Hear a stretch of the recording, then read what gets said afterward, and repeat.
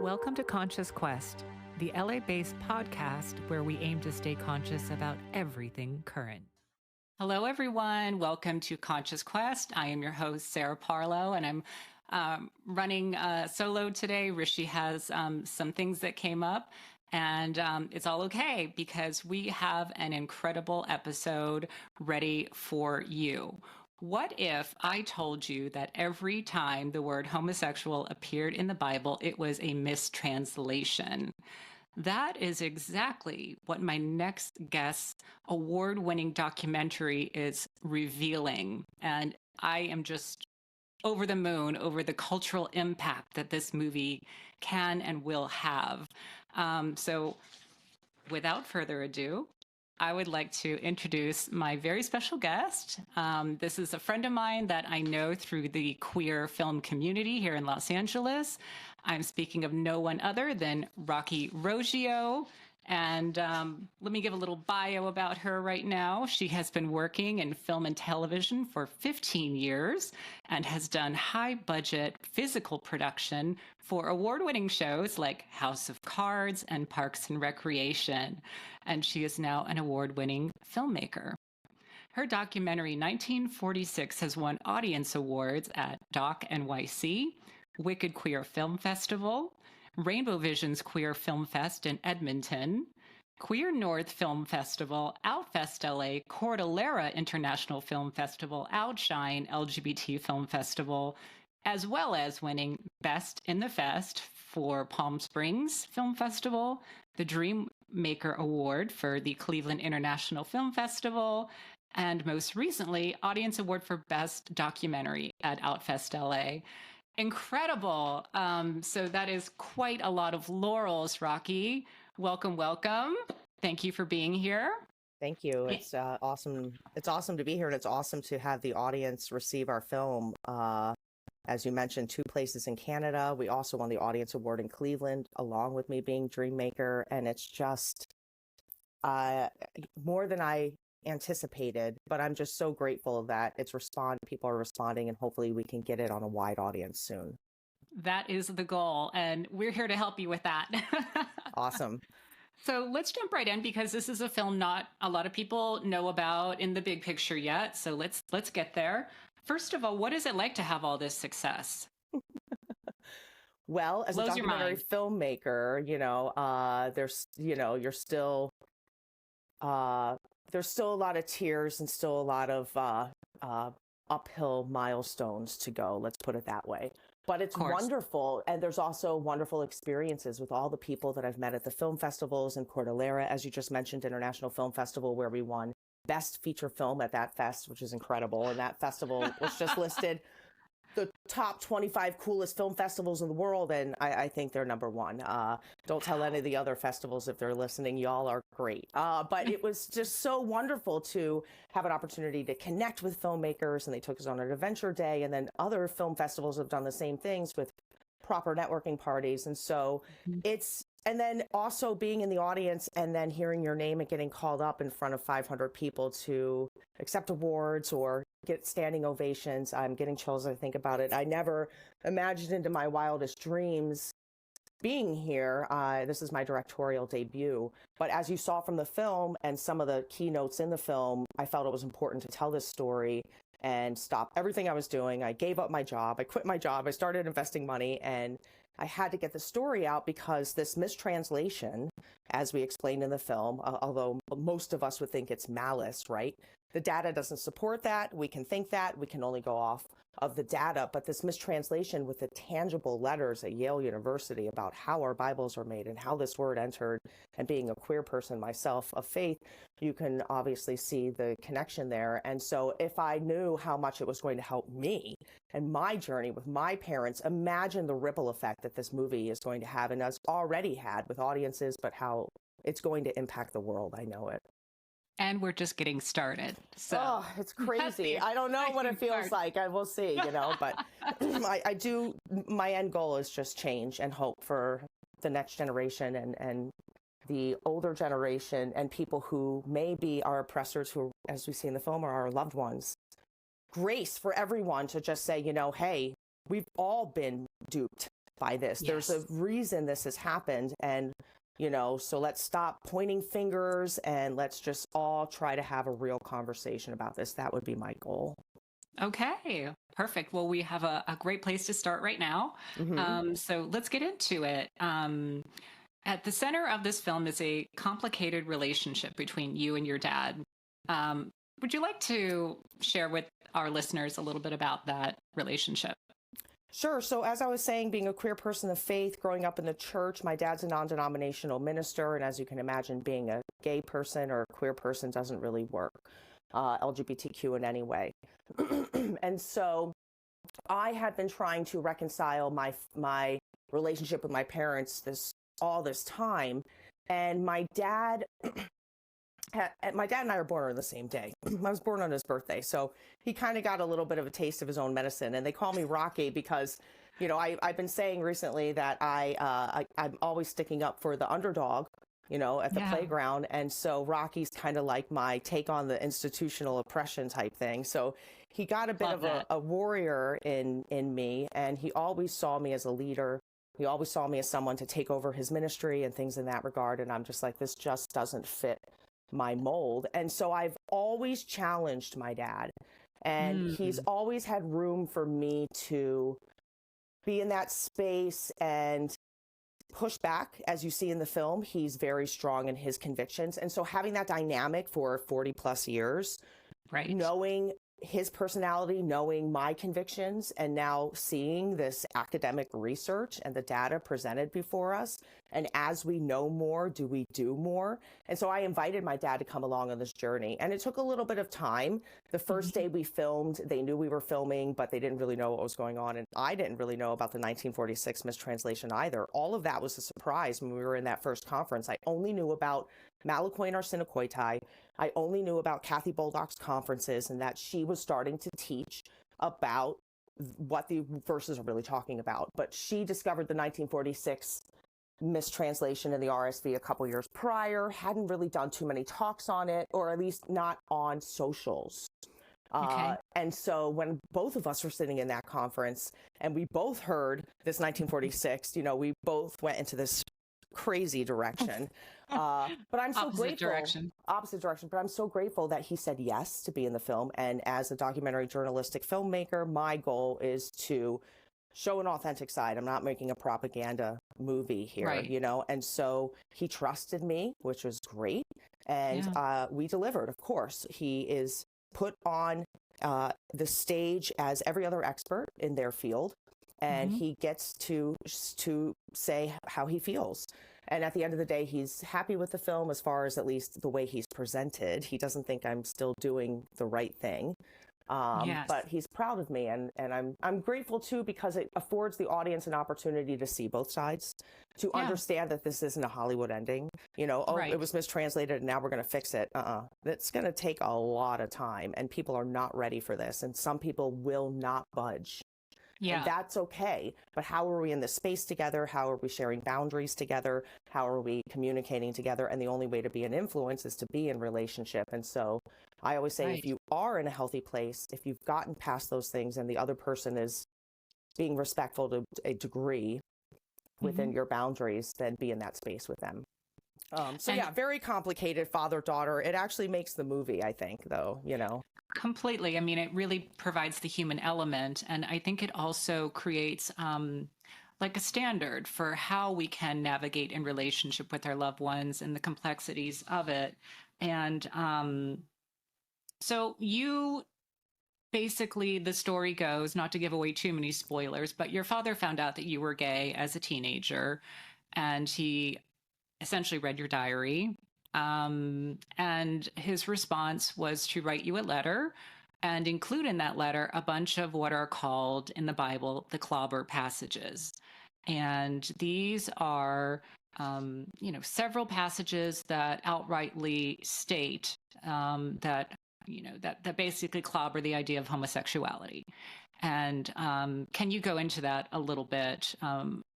About those passages? You brought up Kathy Baldock, who was by the way, she is someone who was, by her own history, very conservative Christian, and then started to make a gay friend during hiking and met more gay people, and then began to question what her faith said about these clobber passages. And that's what led to the research that basically is the backbone of the film. Yeah. Yeah. Kathy's work is phenomenal. So that's why I took my parents to that conference. Right. But going back to the letter and the story of me and my dad contextualizing how this mistranslation plays out in our reality, in our society, my story is not unique. There are a lot of people and people who are brought up in the church, or someone like my dad, who there are and countless stories of LGBTQ people who I've heard who grew up in the church who got letters like that. And they all quote the same verses. They all say the same thing. It's the same dogma. And it's very damaging. It's very isolating. It's very exclusionary. It does tell you this is the side to be on versus, and it does a lot of damage. And so, I think I've been unknowingly making this movie my entire life, especially since, no more spoilers, what happens in the middle of the movie with me and my dad that comes out when I outed him for having a gay daughter. And like I said, I kept challenging him. But yeah, that's, very difficult. And then the middle part of this question here, because we went from the letter and me and my dad to Kathy, what was the other part of this section here that we wanted to get at? Right. So the issue that Sal, your father, really brought up were these clobber passages. Oh, right. The clobber passages. Yes. In the letter. Okay, great. So essentially there are up to 9 throughout history verses that have been used to say that being gay is a sin, being LGBTQ primarily is a sin. And but there are 6 that are the most that stand out and are the ones that we feature in our film. And these are verses that are interesting because when you see 6 verses that are talking about, and especially when Kathy Baldock points out that the Bible is written in, it's written from the people, by the people, and the culture of the people, and that their social construct, it was highly patriarchal. Women are never mentioned. There's no talk about women having sex with one another. So these should be clues that there's something else going on there, that we're not talking about an orientation. We're not talking about a same gender love. We're not talking about queer love. We're talking about an idea of what the society thought was, or really not even thought. It was dominated. It was just put upon people. Women didn't have any value, or or any autonomy, power, right? Children, if you had to be a certain male of a certain class. So a lot of the stuff that's going on in these clobber verses as well would be things like feminizing men. You're right. The last thing you want to do as a man is be a woman. And these themes are constant, and they play out in our society today. They're still there. Like, you're a pussy or you're a sissy, excuse my language, but all these things that we hear in the playground, and it's like, where do they come from? They come from these patriarchal themes that have been plaguing our reality for existence, as the thousands rabbi, of years. as the rabbi says in our film. So until we really get a handle on these social structures that oppress even men are hurt in the patriarchy, as we see in the Barbie movie, which I haven't seen yet, and I can't wait, but I'm sure they do a wonderful job breaking down those structures. And as one of our researchers has done in a different study on how the patriarchal norms hurt men, we see that men in America are killing themselves more at a rapid rate, straight, cis, white men, and primarily in the red states. They can't handle the pressure. It's unrealistic. You can't be the breadwinner and in today's society and pay for a house and pay for school and pay for the wife, and it just doesn't work. And it's a system that's flawed, and we all know this. Anyway, okay, so the clobber passages, that's kind of like if we can start wrapping our head around what might be going on in those verses, then maybe we can start looking past the English version of the Bible that we have today, and then what English version do you have? Because some of them will say that these acts between men, again, nobody cares what's going on with women, are consensual. And that's just not true. As we see in 1 Corinthians 6:9, which is the first clobber verse to use the word homosexual, that whole section is talking about exploitation and money and how you use your money and how you use your power over people. The whole chapter starts off like that. Then we get to this arsenokoitai and malakoi. Which are the Greek words for that. Correct. They're Greek terms, yeah. It's the from Greek, the original. Yep, original New Testament Greek. Those are the two words that have been mistranslated over time. And also, if somebody tells you they know exactly what arsenokoitai means, they don't, because it's never defined. It's not used in other literature, and they can only find it in like 100 uses in other literature over time, and it's always used in the same way. It's like a copy and paste from the Corinthians. It's just, it's a list. It's always a sin list. And then this arsenokoitai always ends up on the economic list. It doesn't end up on the sexual immorality list, right? And so we have to pay attention to these themes. Now, the other clobber passages, so that's 1 Corinthians 6:9 through 10. Then we have the two in Leviticus 18:22 and Leviticus 20:13. Those are thou shalt not lie with a male as you do with a woman. Now, notice they don't use man, they use male. So male could be of any age. They're making that distinction because what was going on besides temple prostitution was not spilling your seed. And if you wanted to spill your seed, you spill it in a boy because you don't want to waste the woman, because you're going to devalue them, you know? And anytime it's a boy, there may be a power differential at play. 100%. So there was always this kind of thing going on, or it was rape and humiliation. And so the not lying with is about power and structure and hierarchy. Right. And has nothing to do with gender loving relationships. Then the other ones would be in Romans 1:23. No, Romans 1, I think it's 23. It's somewhere. It's in Romans 1. Is where they maybe are talking about women, but they've only for the last 300 years, conservative Christians have said, oh, these are lesbians. Prior to that, they would never say it was lesbians. It says that that their women will exchange sexual relations. So these women were owned by the men, and they could be exchanging in multiple different ways. It could have been any form of non-procreative sex. And it was looked at as temple orgies and things like that, and not lesbians. They weren't like lusting over women all of a sudden because they turned away from God, you know? And so we have to look at the history of how the verses were translated or interpreted over time. And the only way that we give text power and authority is by us laying our interpretation on it and saying this is the viewpoint. And that is, we can see the separation in the camps. The people who are saying, no, this is illicit sex with men that has a victim and an exploitation on the other side. And the other ones who are saying, no, this is consensual. Well, it might not be a homosexual, but it's still consensual. And it's like, no, you know? Yeah. So that's what we kind of get out of the film. The other one would be a Timothy verse, which uses arsenokoitai. We don't really get into that in the film.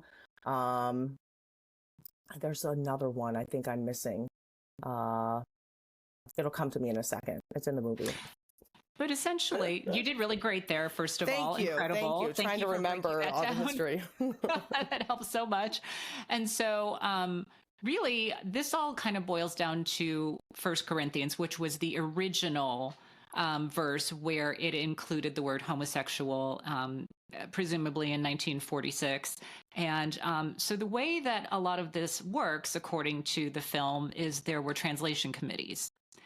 And committees of men, and specifically there were 22 men involved in this committee who got together and discussed and decided what word to use to translate this very complex situation into a scenario that we would understand today. And they chose the word homosexual. And what's interesting in the film, and I'm trying not to give any spoilers away, but someone rose a flag to that, you know, so that translation happened, and it occurred in one verse in the Bible, and then the committee was confronted with opposing views, and that using the word homosexual could be seen as what they said in the film, a sacred weapon. Accurately so. But because of contractual things, that committee couldn't change the verse back until 1971. And then, as happened historically in that period of time, was it Billy Graham or there was someone who created a very simplified version of the Bible, which was meant for the average person.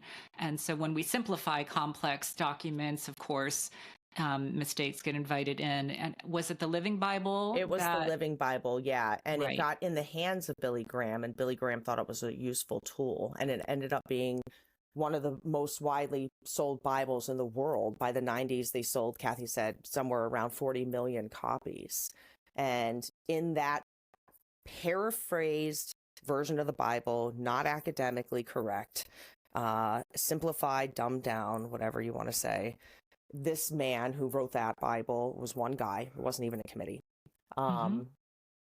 Put the word homosexual in 6 different verses. And we went to the translation notes of that translation, the Living Bible, and recognized that this man used the RSV as their text, proof text. And we don't see malice in those notes either. Kathy assumes it was just ignorant mistakes, bad translations. Sure. Homosexuality was rampant. I don't want to use the wrong word here, but there was, people were starting to come out, which was wonderful. And we were seeing the sexual revolution and people pushing back on these social structures. And I think it was just, it was a buzzword at the time. It's a buzzword. And, to be fair, homophobia has plagued us, as we say, with these patriarchal themes for existence. This whole, you're a sissy kind of thing. So it's not surprising. It's just unfortunate. And then, we see, as I was saying, some of the other Bible committees recognizing the damage, recognizing that it's not sexual orientation. It's not about same gender love or queer love. And they have changed it. They have they are good translators, and we need to support them, And so with the work that we're doing, it's not about vilifying anyone. It's not about vilifying the Bible or God. It's really just about how did we get this ancient, wonderful piece of literature, and how are we applying it in our lives, and is it doing harm to people? And certainly, around that time specifically, while all of this was happening, and all of a sudden it's in several places in this new Living Bible and being widely distributed, the 80s are rolling around, and the AIDS crisis, and all the rhetoric that was used against the gay community, then the same rhetoric that's being applied to the trans community today, which is, abomination, this is wrong, grooming, pedophilia, all of these things. So there's all this demonization of a group of people. And then all of a sudden you have, a dumbed down or simplified, however you want to call it, version of the Bible saying here, homosexuality is wrong. So it was just the perfect storm. You have someone like Jerry Falwell pick it up and use it for his political gain and power, unfortunately. And that's another sad part of the history. And so he took those black and white mistranslations. He didn't care what they, he could then politicize LGBTQ people, rise on a platform, get into power. And that's where it all started with the Republican Party. And I believe that a lot of the people in the Republican Party are victims of this bad power takeover that's destroying our democracy in America. And so it started with women. First, it started with people of color, obviously, then women, then gays and lesbians. And then in the 80s, they were able to say, see, this is why homosexuals get AIDS. Look at this. It's right here in the Bible. And they totally used it. And the propaganda around that is disgusting. We put one little piece in the film, and I could cry just thinking about it right now. And how could these men stand on a stage and say they're people of God and put out these blatant lies about us? Then now, as we see in 2023, it is 100% all a distraction targeted toward drag queens, the trans community, banning books everywhere, making libraries detention centers. It's like, what is going on? We are on the precipice of a theocracy. And if we don't get a grip on it now, which is why we wanted to make sure that the movie maintained those tones, because it is just a history piece, right? That has this very unfortunate thing around it, but we can fix it. And the only way to fix it is to have a dialogue with empathy, with compassion, with love, with academics, and trying to get everyone to sit down together and talk about this, because we can fix it. Otherwise, if we went the other route, I mean, I'm sure there are still pieces of me that have rage and anger, and I want to just call everybody out, but it doesn't work that way. And it wouldn't work that way with my dad. It's not going to work if every time I go home, I'm just like, you're so mean to me and it really hurts my feelings. It's like, I just have to be me and do the best that I can and continue to do the work, continue to meet people, continue to read, continue to research, continue to go to conferences, continue to share this message. And we will see what the future holds with that behavior. Yeah. But you had no idea when you embarked on this endeavor, like what you would find. I mean, am I correct in assuming that even you were a little surprised that you could go back? And again, I love you bringing out the point that it wasn't necessarily full of malice that people did it. It was from a place of ignorance. And how do we combat ignorance is with education and with illumination. And so I don't want to give away too many spoilers of the movie. You all need to see this. But it really does boil down to these two problematic words, arsenikoi te and malakos, which have much broader meanings than the ones that are translated to in a very simplified way. Well, if I may, there also the other camp will say things like, well, as the conservative Bibles are saying, well, it's still two consensual acts. Who cares if the word homosexual was mistranslated? They'll still say things like one man, one woman doctrine in the Bible, the biblical view on marriage in the Bible.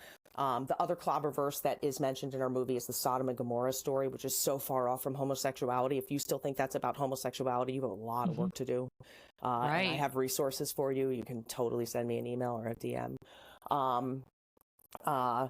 But yeah, I forget where I was going on that point, but yeah, there's just so much around this and so much to consider as we're dealing with people's lives are at stake with this. Oh, I know what I was going to talk about. So Kathy is writing a book that is called Forging a Sacred Weapon, How the Bible Became Anti-Gay. It'll have all the footnotes, all the letters from Yale. It'll have so much in there that it'll answer those other questions that I was just talking about. And then we, the 1946 team, we're building a workbook as well.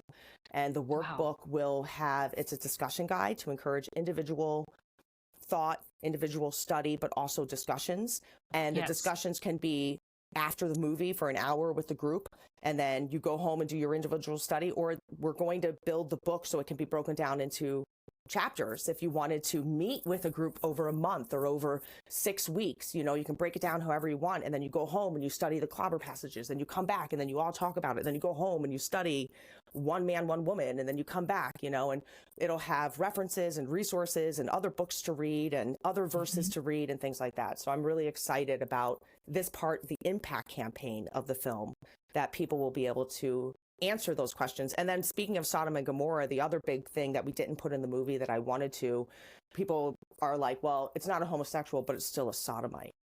And that hurts. It's like, you don't even know what you're saying, and the use of that word, and it's like, where did that word come from? So we're going to answer that. What's the history of the word? When did it become a derogatory term? When did we realize we were misusing this word?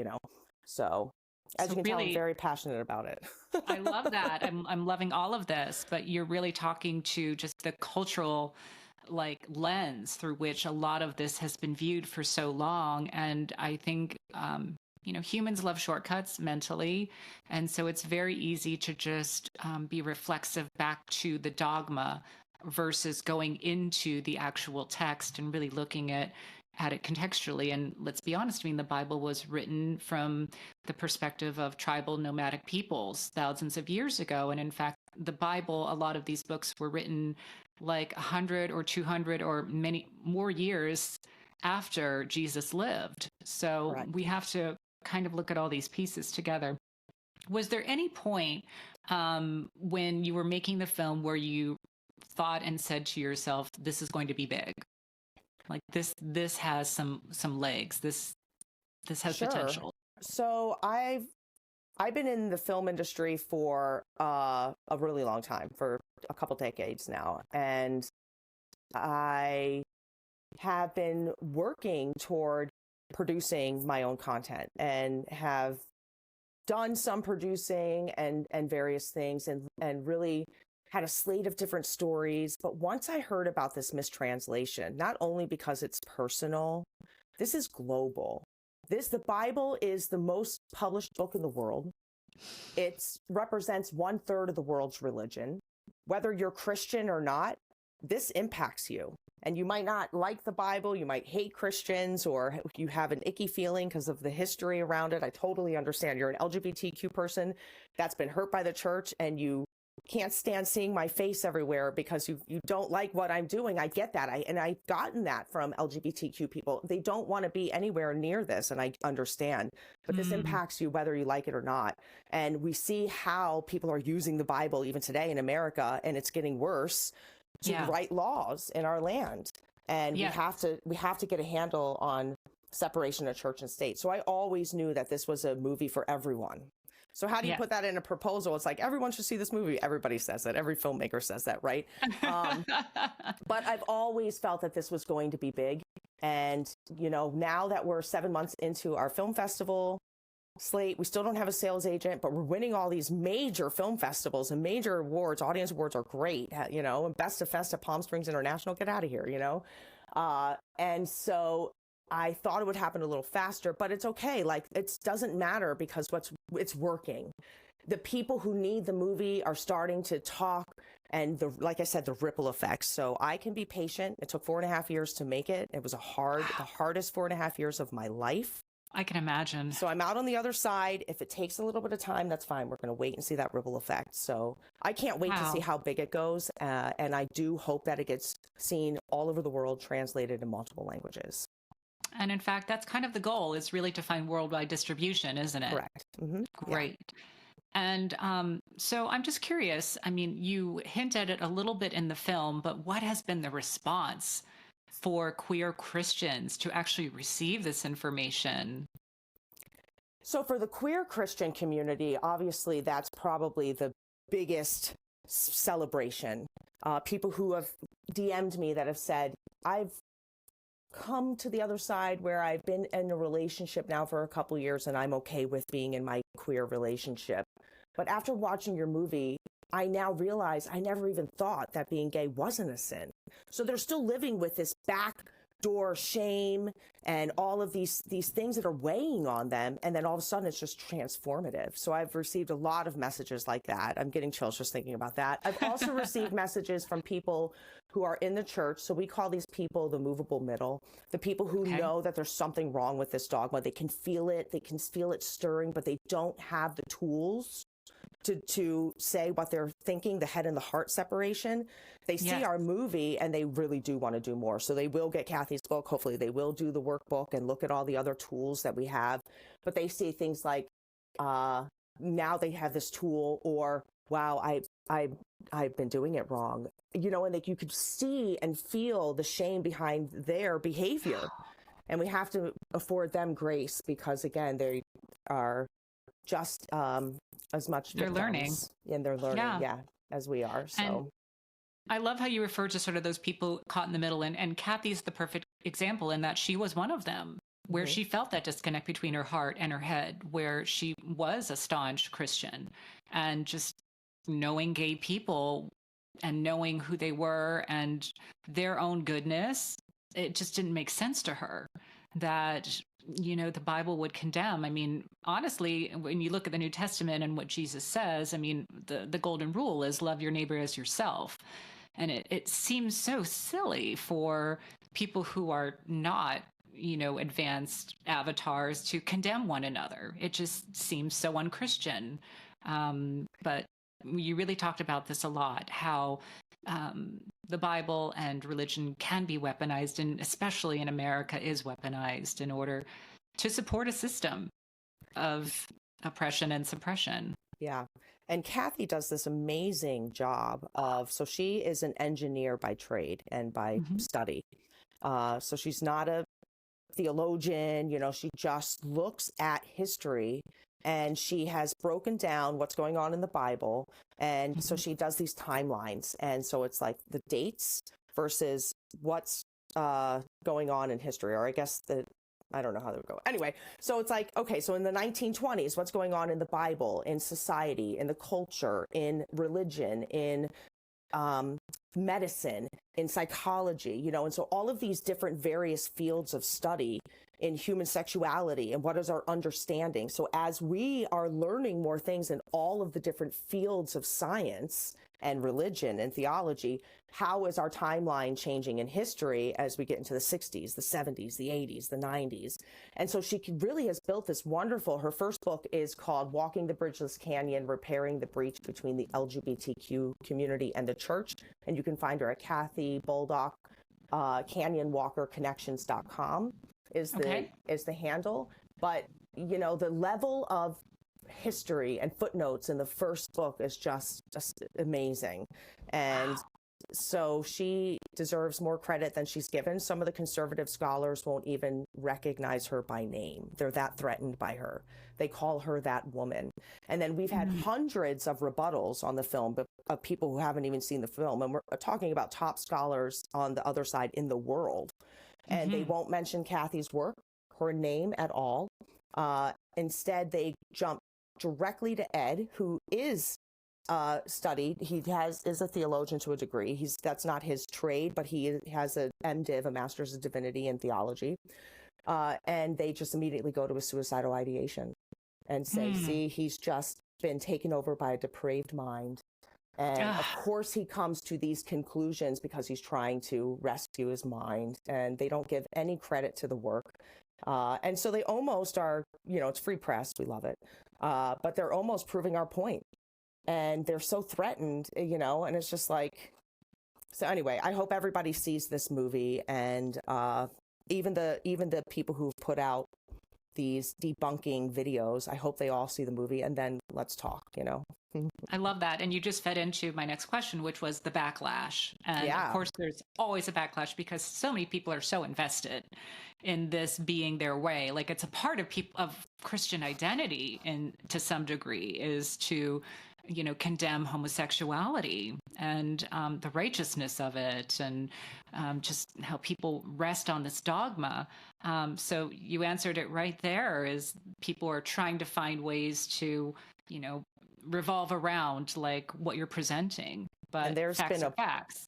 A book written about us, not just podcasts and TikToks. There was another book recently. I won't mention the author's name, but he mentions us. I think it's in chapter 7, and it's like, it's interesting, but there's pushback, but we'll take it. Always. I'll take it. Yes. So how is your relationship with your father after the film's release? Because he's actually writing a book, isn't he? And he's still supporting his view. Correct. Yeah, he's currently writing a book on why being LGBTQ is a sin. He's also working on his memoir as he's approaching his later years in life. But he's still preaching, and he's still the same guy. He believes what he believes. He probably will until he dies, which is totally fine. I mean, it's hard. My relationship, to answer your question, with my dad is great. We both see each other as not doing good for society. I think he does a lot of good for society. The church does help a lot of people, but the theology is broken, and so it seeps in a way that I don't think is healthy. So it's really hard for me to look and be, excited about what he's doing, but I'm proud of him. And so it's the same for him. He's excited about my success. He's proud of me, but it's like, that's that little. So it's this weird dance that we do. But it is my life. It's his life. And I'm just so grateful that I'm welcome in his home, and we can hug each other, and we can still, maybe have a little tiff and then just walk away and come right back. So that's great. And the irony I'm one is, of the lucky ones. really. Yes, you really are. Yeah. But the irony is, again, getting back to, you both have the same birthday. Maybe you both are just way more alike than you are different, and that is where you butt heads a little bit. But totally. it's a beautiful thing, and it plays out so beautifully in the movie, everyone. Thank you. Perfect. Any other things you want to add, or any other thoughts, or and then we'll get into how listeners can follow and be kept aware of what's going on with 1946. Yeah, well, first, I just want to thank you so much for having me on your program. I really appreciate the opportunity. And I would say the best way to keep up with us is you can subscribe to our newsletter at 1946themovie.com is our website, /subscribe. There is a subscribe button. Sign up for our newsletter. And we're working on distribution. We do have a couple avenues. If you know any sales agents that might want to hit us up, give me a call. But we are talking to a couple people right now. And hopefully the movie will be out within the next 6 months is our goal. Wow. And other than that, we're on every social media platform at 1946 The Movie. If you'd follow us, that would be super cool. You can buy merch. That's a great way to support us. We're still accepting donations. The fees are still coming in. They're massive. We just did another $750 on a closed caption that we needed for a certain festival that we didn't have. There's still CPA and then the taxes and just whatever. It's just a lot. And we're also working on publicity so that we can get the movie streamed out. So like, follow, share. That's the best way to support us. Buy some merch. Out. Yeah. If you can donate $5, we'd love that. And just be patient with us too. We're an independent film and literally started by myself in a room, and it's wild. It's a wild ride. So come join us.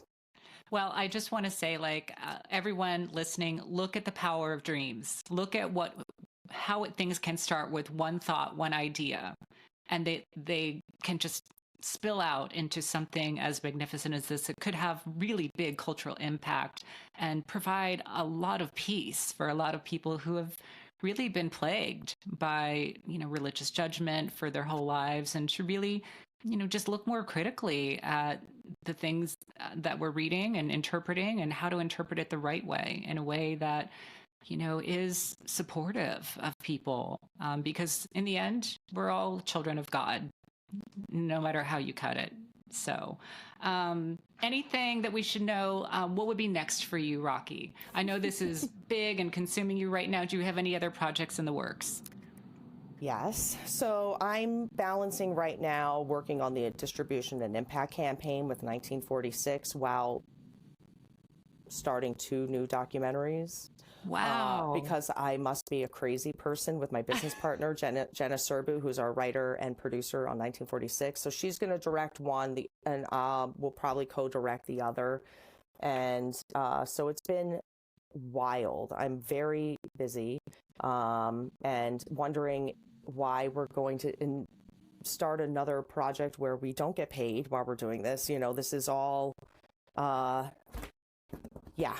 we raise money to pay for the things that we need to make the movie, but the producers don't get paid. So I'm in this place where I'm like, I must be a crazy person. But I will tell you really quickly, the 2 new docs are, again, social justice docs, and so we must be led by a higher power. I can't help some of these things. The next one is called God Nation, and we're going to break down the misinformation and disinformation that surrounds Christian nationalism and how we see political systems use religion to essentially destroy our democracy. And so we'll use the same undertones with 1946 as we see our parents who are watching Fox News, who are now being consumed by this propaganda and believing things and saying things and turning into people we don't even recognize. We want to deal with that. So if anybody wanted to contact me about our next project, then the other one is on psychedelic healing. I love all these. We just did an episode on psychedelics yesterday. So that one's way more developed. We're filming this weekend. We've got a team in Denver this weekend filming a retreat for microdosing and with guided sessions. But, that's a totally different direction. But there's a lot of stigma around the war on drugs and then what's going on with Big Pharma versus some of these things like ketamine treatments that are actually really helping people. So absolutely. We brought that up yesterday. My co-host actually has a mental health clinic where he offers ketamine therapy. So we talked at length about all of that in episode 3. So perfect. Either way, your documentaries could not be more timely, Rocky. So thank you, especially with an election looming next year. There is so much on the line right now in America. And in the end, I would love to see our country remain country of the free. And so thank you for the incredible work that you're doing, both for the queer community and the world at large.